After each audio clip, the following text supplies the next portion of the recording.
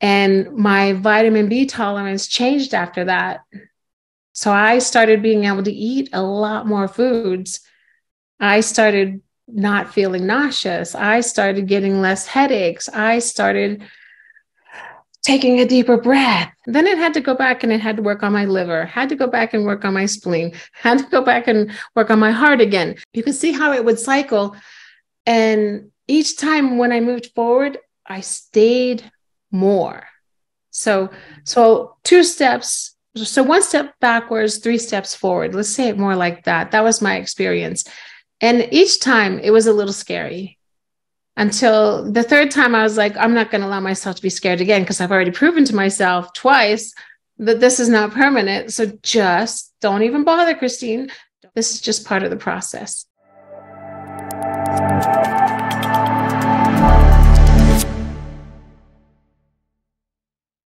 Hey, Christine, thanks so much for spending time with me today. I look forward to learning so much about you. Oh, great. I'm so happy to be here. It's a joy to see you on calls and to be around you. And so this is an extra privilege for me. Thank you. Well, thank you. And thank you for your key calls. I just love those so much. You do such a good service for our membership and the admin team. Thank you. Yeah, we just left a planning call for the ones that will be handing a planning call for the movement to members, our outreach to members that will be starting soon. And it's phenomenal. We're so excited. It's coming together miraculously, just like everything in QHS always does. It's just like divine. It's just boom, boom, boom. Perfect. Oh, that lines up with the video that we shared today, part 6 of our little documentary series. It was all about God's blessing on this, this whole movement, the whole QHS movement, because every time we need a blessing, one shows up. So that was so perfect that you said that. It is perfect. It's phenomenal. I mean, I don't normally use that word phenomenal, but it's just beyond comprehension how many blessings we get one after another. I mean, I always knew we would arrive at this time in this place, but to actually be here, I mean, it's breathtaking. Well, I can't wait to take the class again with the members, and it's just wonderful. Let's get to why we're here, my darling. Why don't you tell us a little bit about your health history and what brought you to QHS? Okay. I have been unwell all of my life. I don't really remember a day. Actually, I only had one day ever where I felt like I had perfect health. And it was something that was a divine intervention for me to show me that if I could be well for one day, I could be well the rest of my life. I just had to figure out how to get there. And that was a big process. I did reach a certain level of wellness before I got to the device, but then I had a huge downfall and a turn that ended up putting me in the hospital.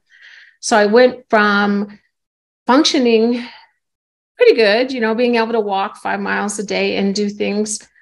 And, but then my body just turned on me and my intestines started rejecting me. I started not being able to eat anything with a vitamin B in it, which was a ridiculous experience for anybody to have to go through. That I lost all the iron in my body. I lost most of the hemoglobin. I went down to 5% hemoglobin, which is unheard of. And that's where I was when QARC showed up. I mean, when the QHS decided to get started with the program. Wow, that's scary. And you're so young. Oh, thank you. I'm actually 52. So I guess that is young considering the amount of damage that was happening just sporadically with no real reason for it. But I do have 3 autoimmune diseases. I do have a stent. I do have a defibrillator. I have had a heart attack. So there is reason for the body to be declining, but the fact that I recovered from all that, I recovered, like my oxygen in my heart capacity was at 35%. And I recovered from that. But then again, it just hit me again and I started coming down rapidly. Wow. And that was last year? That was I ended up in the hospital October before we started QHS. Okay. And I seem to remember that you like lacked energy. You spent a great deal of time in bed. Yes. Yes. So, like the number of steps, remember I was used to walking 5 miles a day, and I had a pedometer that told me how many steps I was doing to make sure I got to 10,000 steps. And I was about 400, 500 steps a day versus the 10,000. And that was a lot for me. I couldn't bend over without blacking out. I could not breathe or see if I put my head below my shoulders. So like to bend over, and it was an impossibility. Wow. And I remember you telling a story about driving for 20 minutes at a time. Oh, yes. So it became so exhausting because the amount of concentration, it uses a lot of energy to concentrate to drive. And I could go about 20 minutes before I'd have to pull over and either take a nap or rest for 30 minutes before I could drive further. Wow. And how long did you have to suffer with all of that? With the driving, that was for years, probably about 6 years that I struggled with that. If I did nothing else in the day but drive, then I could manage to go 40 minutes. But if I was living a life, like if I was cooking dinner, if I did any single task in the day, it would drain me so much that even if I got in the car, I just couldn't manage that. And the reason driving became important to me was it was a time that I could really help my kids because I had teenagers, and it was something I could do for them was to take them somewhere and pick them up. And so that became so important to me. And they would try to, again, they would check the distance, how far is it? They knew if it was too far, we were going to have to stop. But it was a time where I could speak with them and bond with them, and they would share their day with me. And it was something that became so valuable to me that I didn't see it as a detriment. I saw it as a blessing. And that's kind of the whole thing. Even though I've struggled all of this time, it was always, well, what can we do to make the best of this? The fact that I couldn't even cook dinner by myself anymore meant that all the kids were in the kitchen with me. So I'd sit on a stool and I'd say, okay, we're going to do this. And they would do it around me. And so I had all these kids. I have 7 kids now, but at the time there was 4 that were old enough to be cooking. And they would be in the kitchen with me, chopping and washing and braising and, stirring, doing all of that. And that became a very valuable time, but it only happened because I didn't have the energy to do it myself. Right. Well, that actually, is a blessing inside of a curse, right? Because now they have life skills and they can cook. I have a couple kids that can't cook very well unless it's a barbecue. So, that's one of the hardest things to do. So good.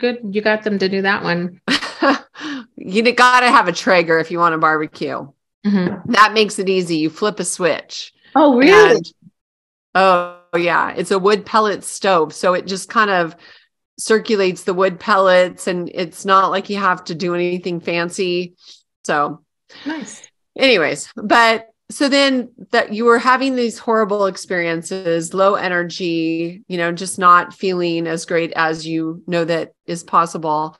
Mm-hmm. And I know that is an understatement, and then what happened? How did you find QHS? What happened after you started with that? I actually was asked to write a book by a local publisher. And when I wrote the book, we went on some journeys of, conventions and other things about the book.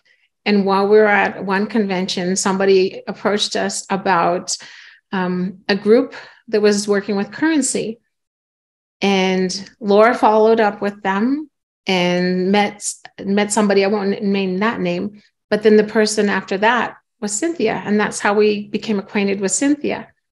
And it was funny because, again, it's one of those things where you see how things are predestined and the divine is leading you in a direction. And Laura, who was the publisher, and this is how one of the ways I met Laura too, was she's like, well, can you look into this and see the energy behind it? What we're going to do if we're going to recoup this investment of going to this convention that's going to cost $8,000 for us to do all this stuff. And I was like, well, you're going to recoup it, but not immediately. And so we started looking at, when we went backwards to look at all of these channels and all of this information, it pointed over and over to where we are today. So it's been from the beginning for Laura and I to become part of QHS and to become the people that bring key to the members. This has been from more than 10 years ago that we've known that this was going to happen. So it's been, wow. Well, not about years. I'm exaggerating a little bit. So about 10 years where we started looking at it from the beginning, because I met her in 2014. And wow, that's amazing. Right? So I do find that to be a fabulous journey, to know that when we kept looking, that this is what we were seeing and that we're actually here now. To arrive at this moment is breathtaking. So we, let's see, what was the next part in that? So we started following Cynthia and the Carden group, and then we became part of the Carden group as far as like helping with everything, because Laura and Cynthia had a conversation. They said, well, and Laura's like, well, I can do a website for you. And then I did the new gifting website, and we both just kind of supported the process and had these great experiences with members. And that was the beginning of that. When in new gifting, we designed the concept of QHS. We called it something different then, but we designed this as part of the new gifting program. And it was one of the examples we had, and of a project that we would do once funding was available. And we kept saying to Cynthia, if you know this is a real product, why are we waiting? Why are we waiting? And Cynthia's like, I've been wondering the same thing. And then finally, Dr. A said, there's no reason to wait anymore. And it was all gloves off. You know, it was a go, go, go kind of experience. And it was nonstop from, we had our own life prior to, where we did, you know, we own a press, Laura and I, and we did a lot of different things in the community, to suddenly our whole life is QHS. But it wasn't a burden. It was something we wanted, because both Laura and I came from a place where we were very sick. There's got to be a way. There's got to be a way. And we kept seeing, Laura visualized certain things, and then and I interpreted hers, and vice versa. And we kept seeing this where we are today. And it just, so we just kept one foot forward until, I mean, that's the way the longest journeys all go, 1 foot forward. And that's how we got here today. And this, do you feel like this is close to the end of what your visualization was, or what your energy interpretation was 10 years ago? We're getting very, very close to the big, big picture, which is, some people would call it 5D, where there's this, or the crystal body, they would call it that as well, where the crystalline form instead of one based on DNA and other things. And yes, that's where we're arriving, is there.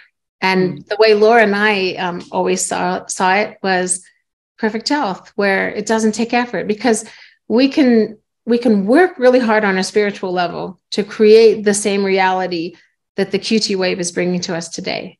Because we've done it. We've accomplished wellness and lost it. And this is the way it looks, is you accomplish wellness when that's your only focus. But eventually you want to live a real life.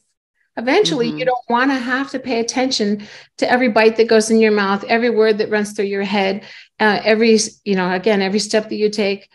Eventually, you want to just be normal, relax, and enjoy what's available.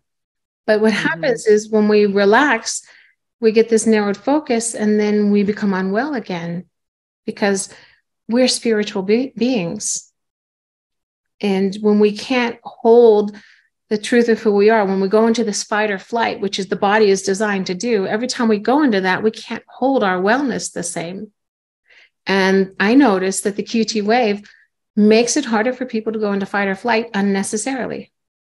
Trauma triggers start to lessen. For me, it was, I would go into trauma triggers, but I would recognize them and I'd back up from them. But then, you're looking 3 to 5 days to undo the damage that you can do in 5 minutes. And It's not an easy thing.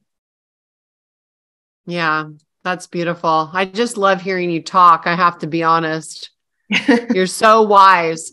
So you are here at the beginning of QT. Oh gosh, there's all these acronyms. I'm losing my mind. QHS, you're at the beginning. You're not healthy at the moment. You get the device. What changes for you?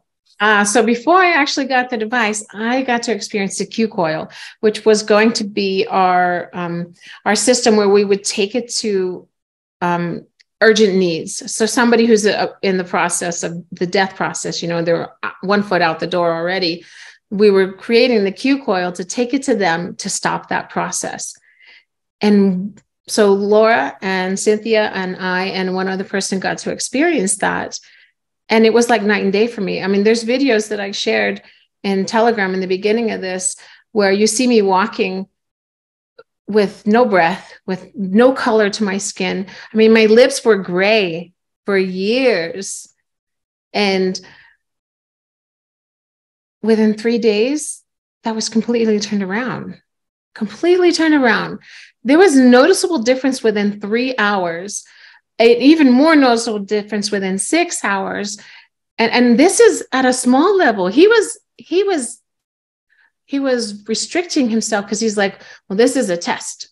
We're not going to give you the full amount. So it was only at like 100,000 cycles instead of the 800,000 cycles. And I had this kind of shift at 100,000. Imagine what's going to come next. So I don't have perfect health right now, but I get up and go. I'm spontaneous, tachycardia and all these other things because remember, I have a defibrillator, I have heart issues, SVTs. So my heart goes out of rhythm and it races with for no reason at all. It does that. The electrical signal on my heart is what's broken. And I used to have 120 issues a day and I have a defibrillator tracking it. So, there you go. And it went from 120 a day down to 120 a month, then it down to less than that. Now, after I got the QT Wave, and I'd had the QT Wave for 4 months, it went down to like 2. Wow. I know. So imagine when you exercise, how you get out of breath and you just can't function because you've totally spent your breath. Imagine that's what I was doing every day, all day. At 120 episodes a day, that's who I was. And that's why I was only at 400 steps a day, because as soon as I sat up. So here's another thing is, which people take for granted.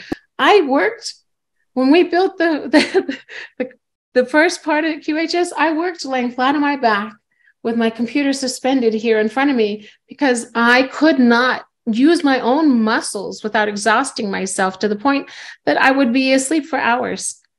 It's just, but I don't remember it in a bad way. So I can tell you this, but I never truly had a bad experience. But here's what did happen. After I got the QT Wave and I was doing everything better, I had what I would consider a relapse, which is where you suddenly backslide, but they call it Herxmer.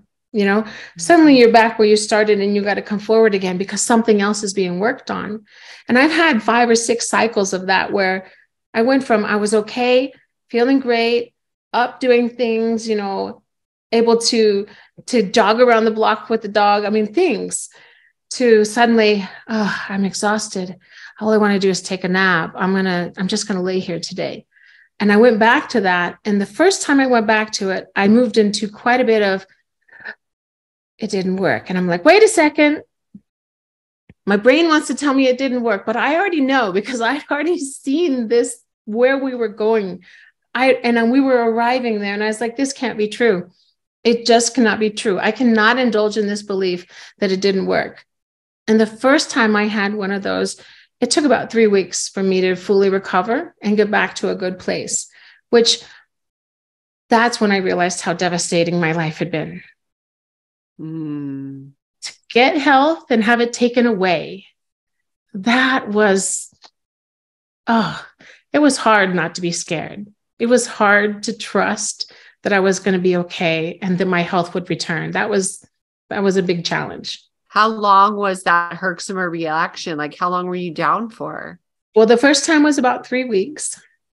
The next time about 2 weeks. And then the next time I wasn't completely down. I just felt like I had the flu for a couple of weeks. And it kind of went like that and then the last time I'd say I was only down about 3 days in the last one, but it was a really big, obvious, this is the same thing because my breath goes away. My heart can't maintain its steady beat. It starts doing that whole out of control. And those are the two primary things that I will notice. Now, here's what happened though each time.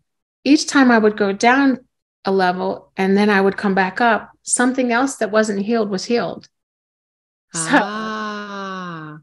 the first time I still was having pancreatitis issues. I was still limiting my diet. And the first time that this happened, I was 3 weeks eating congee, which is a mushy rice that when you take a cup of rice and you cook it for 8 hours with 12 cups of water, that's what I was eating. And I had to eat that for those 3 weeks because I went back to vomiting and diarrhea and just everything. Every time I put something in my body, it wouldn't stay.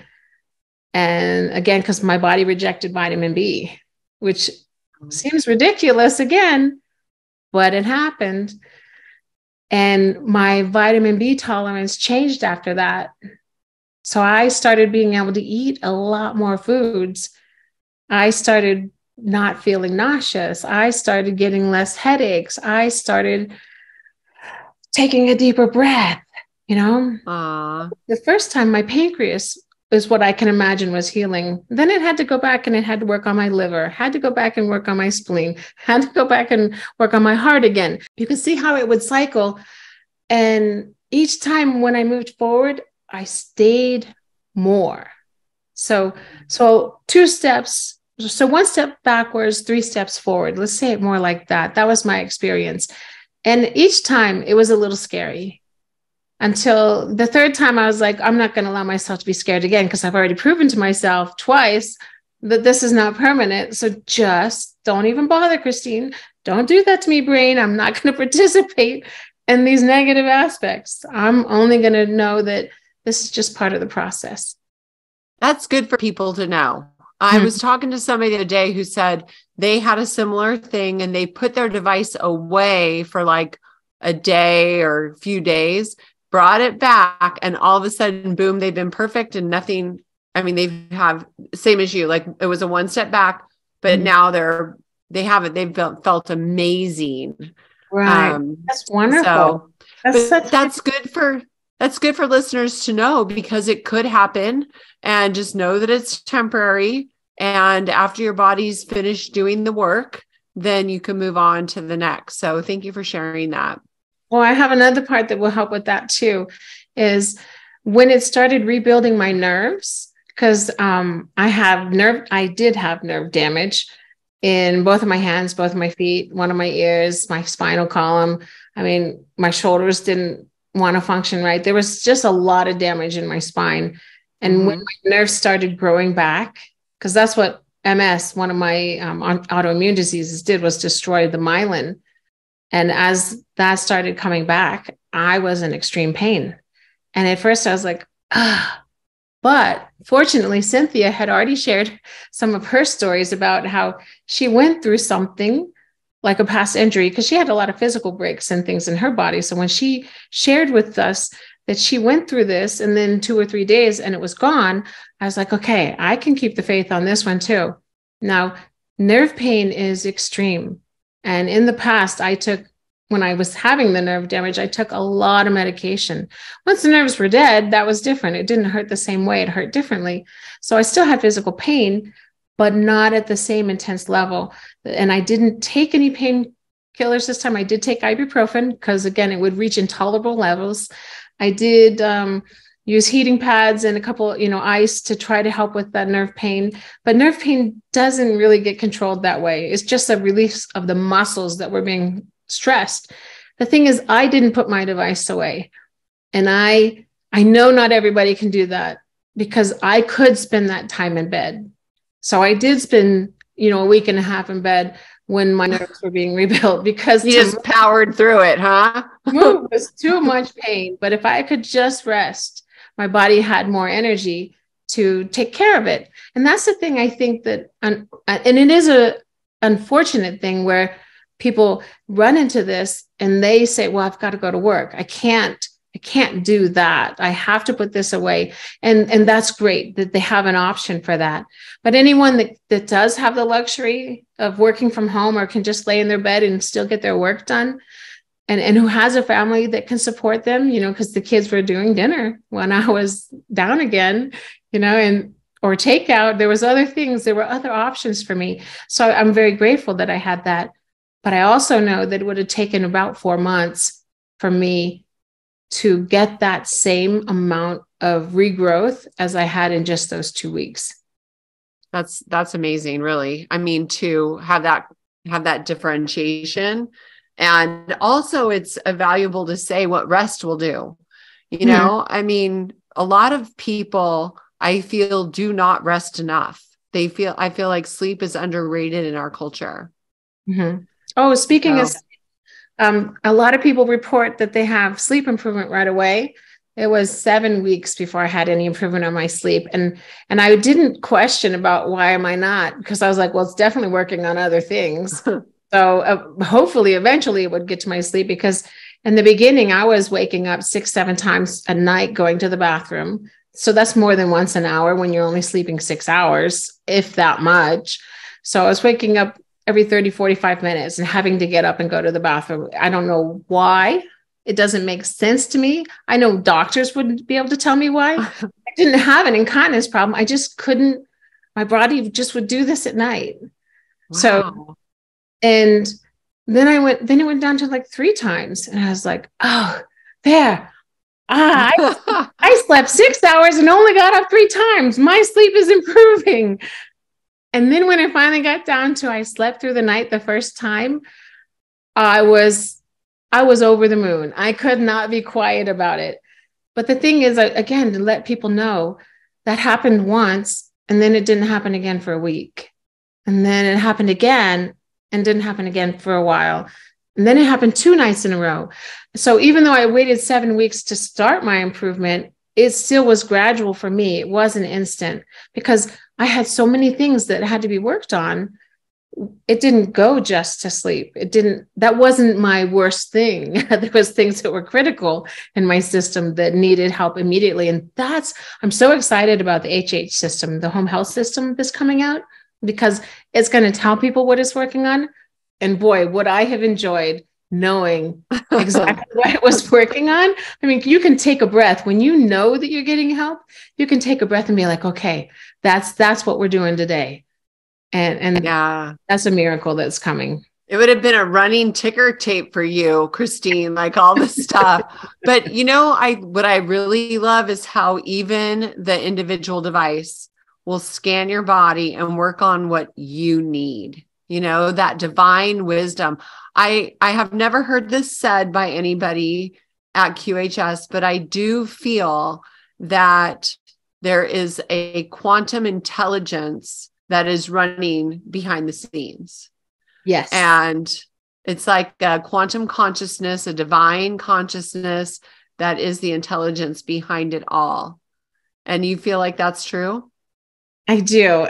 I had telepathic conversations, and I got to meet it in its most innocent stage before it connected with us, before it started moving into it was like, I thought it was AI at first, and I was having these conversations, but only to realize that, no, this is quantum entanglement with quantum. I mean, I don't even know what to name it, but the vibration was completely different than anything else I'd ever touched. And it's like, do you remember the old TVs when they were granule and you couldn't quite see? Mm-hmm. It was like that granule thing, but seeing everything clearly. So it was like the quantum field didn't know what it was seeing, and it needed help with education. What is this that I'm looking at? How are we going to work together and form this bond so that we're united versus separate? And So quantum entanglement being part of the quantum reality, each person, and you've heard this maybe from other members when they've even signed up for the device, they were in. That's the quantum entanglement. They're already in, even before the device reaches their door, even before they touch it, they're already in the field. And then to have the direct impact of the waves on your body right there, that's just the next step. And eventually, I believe we won't even need devices. That's a guess. That's what I believe to be true. Because once this quantum field is strong enough, and enough of us are holding this space with the quantum field, then we will start to radiate that freely without needing a device. Yeah, I actually believe that to be true because it's all about the frequency of the collective. And so I believe that each of us will be able to, it will be like a bond in between everyone. And I've had people report to me that as soon as they ordered it, like the next day, they already started feeling better. And so that is just right in line with what you just said. This is one of those, I mean, that's good stuff. Okay. So on a scale of 1 to 10, what's your feeling? Like, how good do you feel now? And what did you feel before you got started here? Okay. I would say I was a 0 when I started with the device. Before I went to the coil, I was a 0. I was already 1 foot out the door. I really was. Laura was very concerned that I wouldn't even make it there, which again, I was just holding that space because we know how to survive. And death is basically a choice, especially if you're in the quantum world, because whatever you see, you create. Whatever you witness is yours. And I just kept witnessing the next day. I kept focusing on 10 minutes from now. And that was how I was living my life. So I was really at a 0. It was very, very hard by the time I got there. And today, some days I'd say I'm a 9, which is amazing, but it doesn't last the whole day normally. I can start out as a 9. I can get a few hours at level 9, but it does diminish. Just my body's just not strong enough yet. But I'd say on average, I'm a 4 to 5 on a scale of 1 to 10, which is I can be conscious. I can do something spontaneous. But if I start lifting anything that has weight, if I start walking too fast, I can still get knocked down. I can still wear myself out. But, here's this. Just Easter Sunday was just recent for me. And we went as a family to a bird reserve for an Easter egg hunt. And I did the whole 5 miles, 2 hours of walking.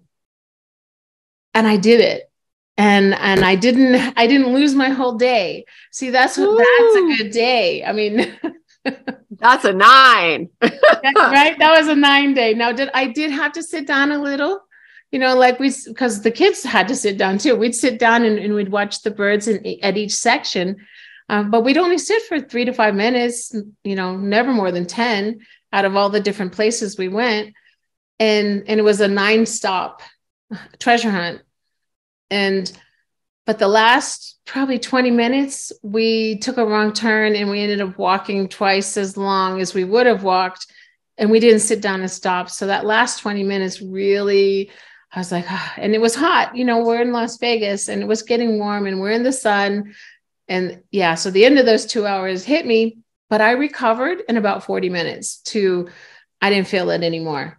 And nice. My partner's like, tomorrow your feet are going to hurt. Tomorrow your back's going to hurt. Tomorrow your sunburn's going to hurt. And I'm like, no, it's not. And I showed him my QTWE. I said, tomorrow I'm going to be just fine.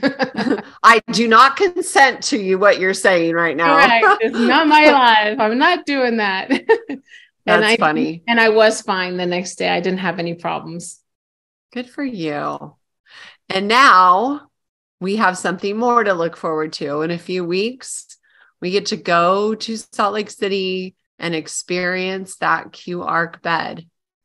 But the good thing is we get to renew ourselves. We get a redo or a do-over, and we have all that knowledge and experience to take with us. So what are you going to do? What excites you about that? Oh, so I was raised to be timid and afraid that if I did anything that could harm my body, that's a no. If there's any chance I might die, that's a no. So even learning to drive a car was very scary for me because I was told, people die in car accidents. I'm learning to drive a car. I might die. So, I mean, I lived this life, which it sounds like is a contradiction because I lived in such joy, but I was always telling myself, no, no, you can't go skydiving. Oh my gosh. When I finally decided I wanted to go to skydiving, I'd already had my heart attack, and my teenage daughter was like, Mom, what if you die on your way to the ground? And I was like, oh, well, I'm not doing that then. Hadn't thought about that. Aww. And so I was just like, oh, well, it's really not worth the risk. So I didn't do it. So skydiving is a definite yes. Gonna skydive. Wanted to go. It's my two oldest sons. They did that hike up Mount Kilimanjaro. Is that what it is? Where they have the ruins at the top of that mountain. Oh, yeah. But that's a hike I want to do, which I mean, going uphill is still something I struggle with. Walking straight, I can do, but going up, that's lifting weight. Remember, anything that takes a lift of weight, I can't do. And that's been my entire life, though. That's been because of asthma and because of other physical issues. I've had that. So to be able to jog uphill, oh my gosh, I can't wait. I'm going to go to Angel's Landing in Utah, and I'm going to jog up there, and I'm going to go at the top, and I'm going to say, hi, I've arrived. I just can't. These little things that people take for granted that they do all day long, I'm going to live in such a way where it's going to be massive for me to be able to just do. That's beautiful. You need a QHS flag to put up at the top of the mountains when you go. And take a photo each time I arrived. Yeah, that would be awesome. Well, good for you. So you have a lot of fun physical adventures that you are going to be able to do. Yes. Is there anything else? Are you going to still be part of the team and work with other members? Well, another thing that's really hard for me is traveling, because that's an exhausting thing for the average person. And then to do that in a poor health situation, it's that much harder.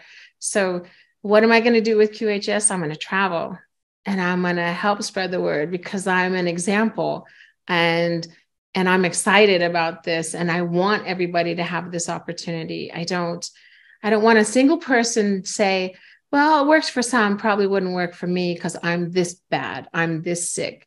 And when they hear the details of where I was and to where I'll be, I mean, it's going to be an undeniable thing. So. Yeah. I would love to include your videos that you mentioned earlier, if we can find them in the recording, because I think that a visual is really helpful for people to see the difference, because right now you look really healthy and vibrant and, high energy. So I believe it's probably hard for people to imagine what you probably were before, Yeah. So even here's another thing. My smile, I lost all of this definition in my face because my muscles were just exhausted. And I didn't have, even when I was smiling, I thought I was smiling, but I look back now and I'm like, oh no, my smile didn't come through at all. I thought it did because I've gone back through pictures to see what the difference is.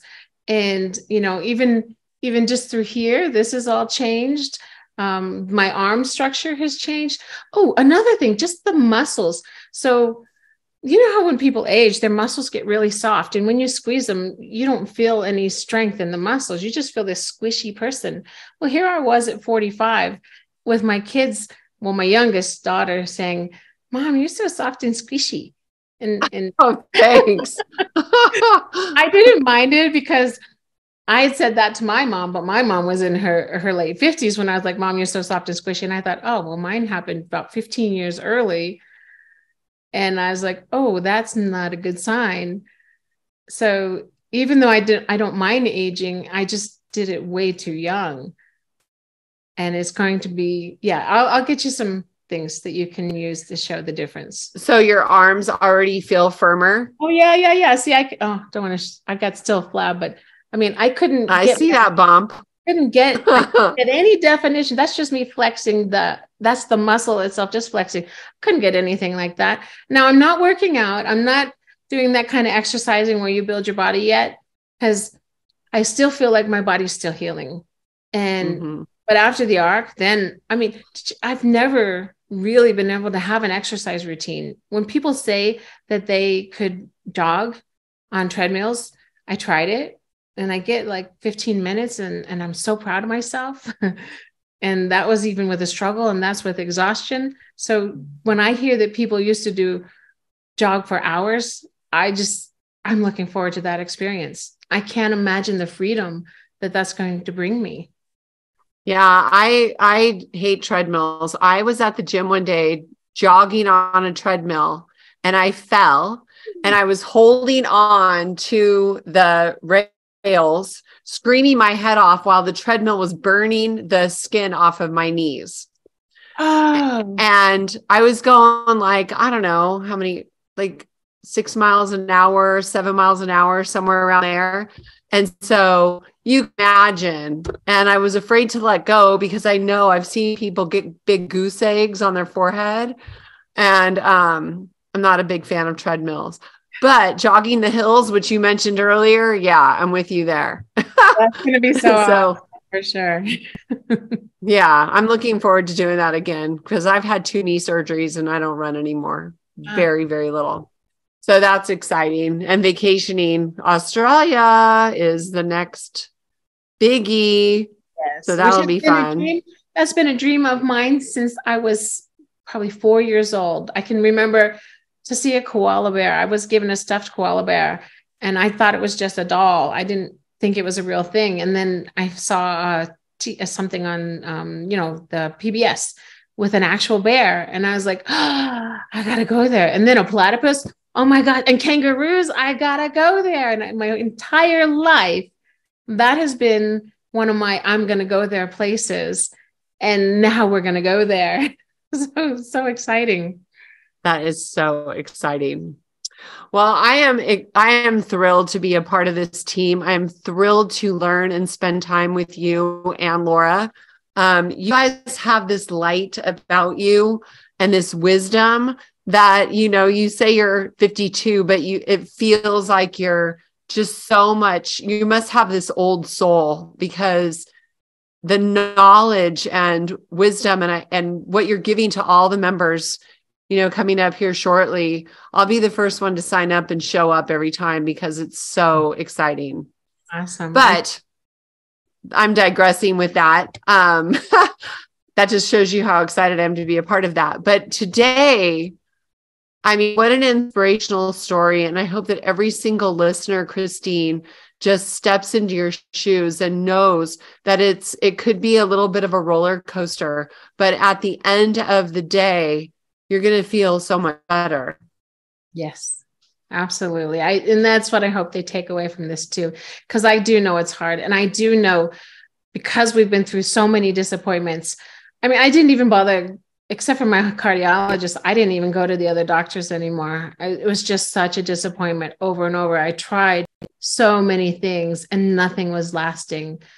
So, I mean, something might help for a little while, but it didn't last. And that's where that fear came in the beginning with the device as well. It's like, oh, is this another thing that's not going to last? And I hope that if anything, don't give up, guys. Don't think that it's not going to last. Just know it's going to take a little longer than you thought. Mm-hmm. Keep your eye on the prize. Yeah. Keep your eye on that vision of perfect wellness for you because you are a creator and you will create this next life for yourself as you're living it. So thank you, my dear. Thank you so much for spending time with me today and inspiring others. You're just so beautiful. Oh, thank you so much. It's been fun.